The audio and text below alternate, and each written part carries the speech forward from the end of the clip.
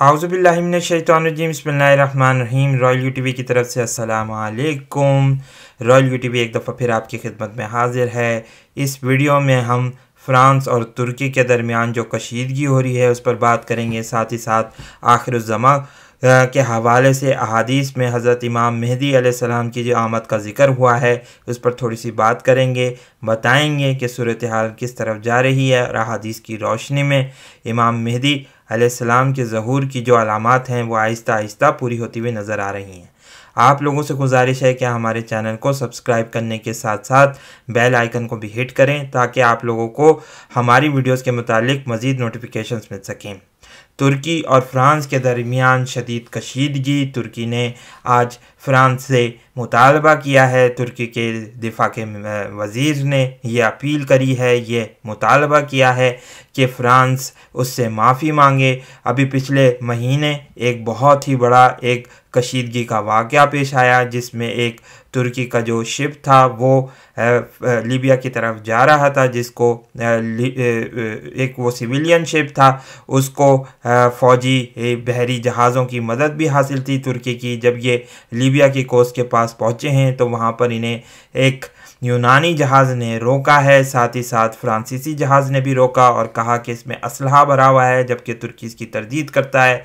वो ये कह रहा था कि इसमें इंसानी हमदर्दी की बुनियाद पर एड थी जिसे फ़्रांस ने मुस्तरद किया था और कोशिश ये की रही थी कि तलाशी ले, लेकिन उस वक्त तुर्की के जहाज़ों ने फ़्रांस के जहाज़ को ये मुतालबा किया कि वो फ़ौरन जगह छोड़ दे और उस पर रडार गन से सिग्नल्स भी भेजे थे और अपनी अपनी तोपों को तैयार कर लिया था, जिसकी बुनियाद पर यह बात कही जा सकती है कि अब फ़्रांस जो है वो तुर्की से शदीद शिकायत कर रहा है। इसकी उसने शिकायत नेटो के अलाइंस में भी की है और ये कहा है कि तुर्की के रवैये पर उसको शदीद तशवीश है, जबकि सदर रजब तय्यब एर्दोगान ने ये वाज़े तौर पर कहा है कि तुर्की किसी भी तौर पर जो है वो लीबिया की हिमायत से दस्तबरदार नहीं होगा। हम यहाँ थोड़ा सा पस मंज़र आपको बताते चलें कि इस वक्त मुत्तहदा अरब इमारात, सऊदी अरब, मिस्र, फ़्रांस, जर्मनी,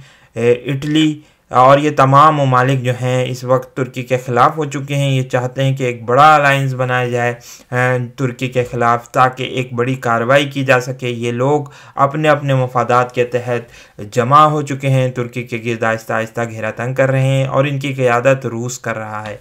आज अमेरिका ने भी ये कहा है कि हम फ़्रांस की हिमायत करते हैं, एक छोटा मोटा बयान दे दिया है उनके एक वज़ीर ने। लेकिन अब देखते हैं कि सूरत अमेरिका क्या वो कहता है। लग ये रहा है कि आहिस्ता आहिस्ता नेटो अपनी मौत की तरफ जा रहा है और एक नया अलाइंस बनता हुआ हमें ख़ित्ते में नज़र आ रहा है। अगर अमेरिका में सदर ट्रंप इलेक्शन जीत जाते हैं तो यकीनी तौर पर उनका झुकाव इस इत्तेहाद के साथ ही होगा जो इस वक्त रशिया की क़यादत में बन रहा है और तुर्की के ख़िलाफ़ एक बड़ी लड़ाई होने का ख़दशा पैदा हो गया है। फ़्रांस, जर्मनी और इटली ने आज धमकी दी है कि वो तिजारती पाबंदियां लगाएंगे तुर्की के ख़िलाफ़।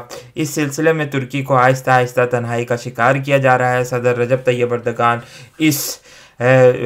जो इन पर प्रेशर डाला जा रहा है, जो दबाव डाला जा रहा है, उसका बहुत ही अच्छे अंदाज से मुकाबला कर रहे हैं। अब हम यहाँ पर थोड़ी सी ये बात करेंगे कि इन तमाम हालात और वाक़यात से हमें ये महसूस हो रहा है कि हज़रत इमाम मेहदी अलैहिस्सलाम का ज़हूर करीब है।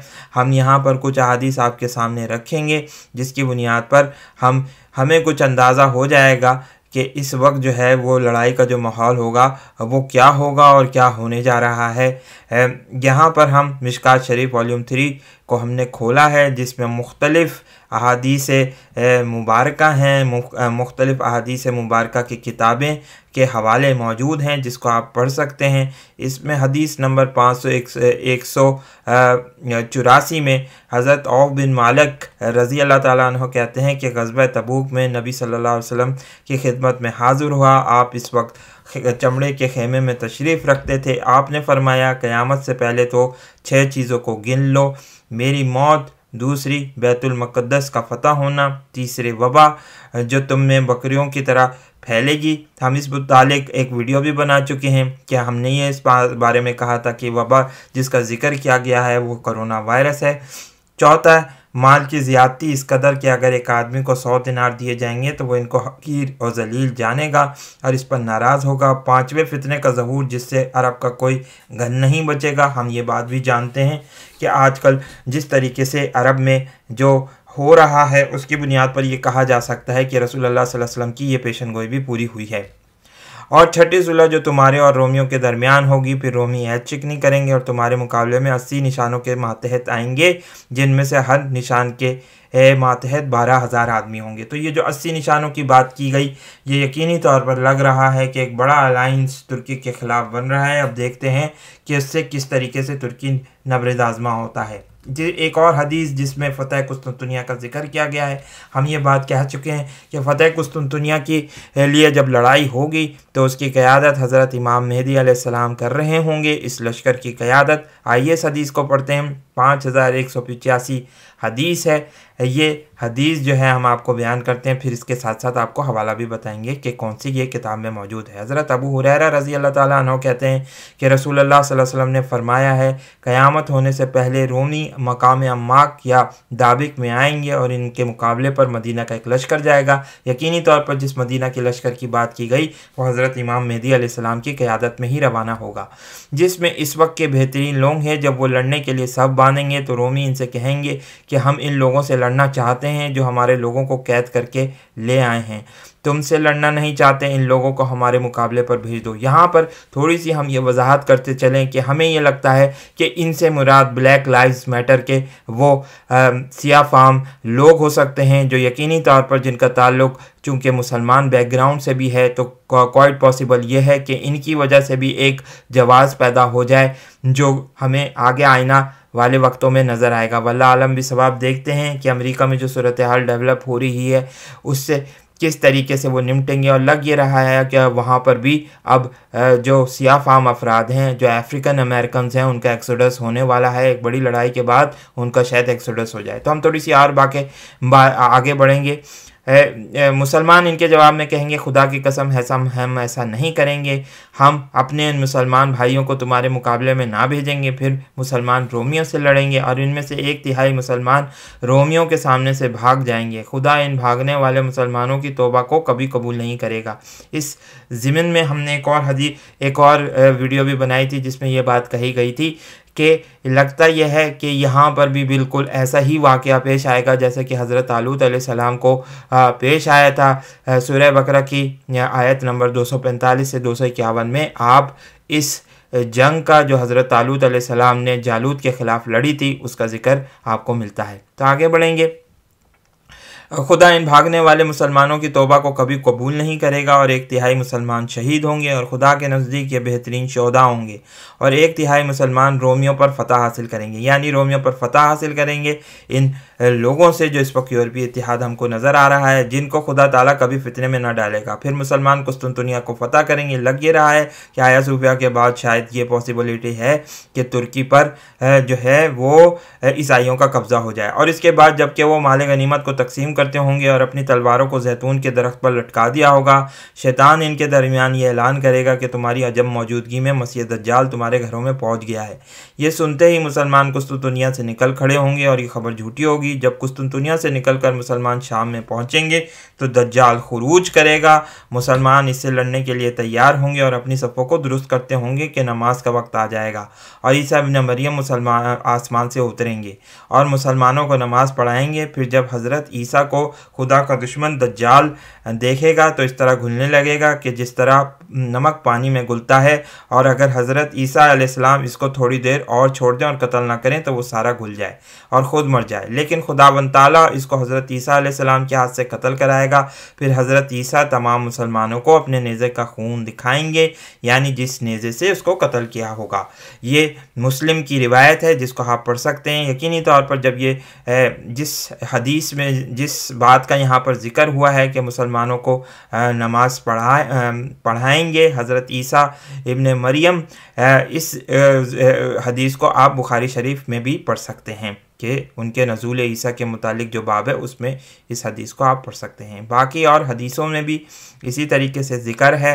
जैसा कि हम ये बात जानते हैं कि एक और हदीस में ये बात ज़िक्र होती है, हम कोशिश करते हैं कि उसको दिखाएँ, आपके सामने पेश भी करें हज़रत इमाम मेहदी अलैहिस्सलाम के मुताल्लिक़ कि कहा क्या गया। यकीनी तौर पर एक हदीस में हज़रत इमाम मेहदी अलैहिस्सलाम के हज़रत रसूल अल्लाह सल्लल्लाहु अलैहि वसल्लम के ख़ानदान से बयान किया।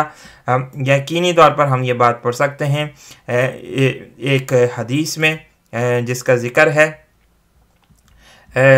हम थोड़ा सा पढ़कर आपको सुनाते हैं कि इमाम मेहदी के ज़हूर की पेशन गोई के सिलसिले में रसूलुल्लाह सल्लल्लाहु अलैहि वसल्लम ने फरमाया कि मेहदी मेरी औलाद में से हैं, रोशन और कुशादा पेशानी, बुलंद नाक, वो ज़मीन को इसी तरह दाद और अदल से भर देगा जिस तरह वो जुल्म व सितम से भरी थी। वो 7 बरस तक ज़मीन का मालिक रहेगा।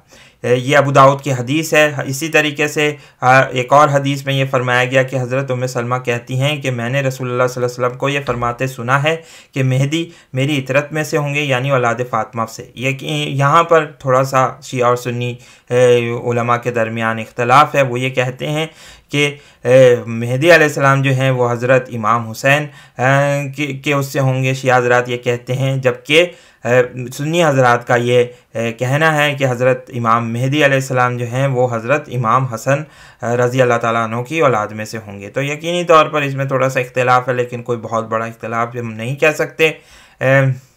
इस मुतालिक शिया और सुन्नी हज़रात जो हैं वो काफ़ी हद तक इन रिवायतों पर मुत्तफ़िक हैं। इवन के आप ये भी देख सकते हैं कि उनके दरमियान जो अलामात मेहदी अलैहिस्सलाम हैं उनके काफ़ी हद तक उसमें इजमा पाया जाता है। एक और हज़रत अबू सईद कहते हैं कि रसूलुल्लाह सल्लल्लाहु अलैहि वसल्लम ने एक बला का जिक्र किया जो इस उम्मत पर नाजिल होगी, यहाँ तक कि कोई शख्स इस बला से पनाह हासिल करने की जगह ना पाएगा। फिर खुदावंद ताला एक शख्स को मामूर फरमाएगा जो मेरी इतरत और मेरे ख़ानदान से होगा। वो ज़मीन को इसी तरह अदलो इंसाफ से भर देगा जिस तरह वो जुल्म सितम से भरी हुई होगी। इससे ज़मीन के रहने वाले भी खुश होंगे और आसमान वाले भी। इसके हैद में आसमान बारिश के कतरों में से कुछ बाकी ना रखेगा, नहायत कसरत से बारिश होगी और ज़मीन अपनी रोईदगी में से कुछ बाकी ना रखेगी और सब उगा देगी, यहाँ तक कि ज़िंदा लोग इसकी आरजू करेंगे कि मरने वाले इस वक्त ज़िंदा होते। ये शख्स यानी इमाम मेहदी इसे ऐशो इशरत में 7 बरस या 8 बरस या 9 बरस तक रहेंगे। यकीनी तौर पर हम यहाँ इस हदीस में पढ़ सकते हैं, ये हदीस जो है आप पढ़ सकते हैं इसको मिशकात शरीफ में जिसका जिक्र किया गया, ये भी सुनन अबू दाऊद में भी जिक्र हुई थी, इसका जिक्र हुआ है। यहाँ पर हम ये बात पढ़ सकते हैं, इसमें साफ ये लिखा है कि हज़रत अबू सईद कहते हैं कि रसूलुल्लाह सल्लल्लाहु अलैहि वसल्लम ने एक बला का जिक्र किया जो इस उम्मत पर नाजिल होगी, यहाँ तक कि कोई शख्स इस बला से पनाह हासिल करने की जगह ना पाएगा। यकीनी तौर पर इसका जिक्र जो है वो कोरोना वायरस के सिलसिले में हम कर सकते हैं। यहाँ पर एक वाज़ेह इशारा हमें मिलता है, इसी बुनियाद पर हम ये कह सकते हैं। और यहाँ पर भी ये बात कही है कि इससे कोई पनाह की जगह नहीं मिलेगा। इस वक्त हमें ये नज़र आ रहा है कि कोरोना वायरस पूरी दुनिया में फैल चुका है, लेकिन यही हमें इस बात की नवीद भी देता है कि हज़रत इमाम मेहदी अलैहिस्सलाम की आमद करीब है। तो हम मुख्तलिफ़ वीडियोज़ में मज़ीद बात करते रहेंगे अलामात मेहदी पर। इस वीडियो को लाइक कीजिए, शेयर कीजिए, दोस्तों के साथ डिस्कस कीजिए। बहुत बहुत शुक्रिया। अस्सलाम वालेकुम और अल्लाह हाफ़िज़।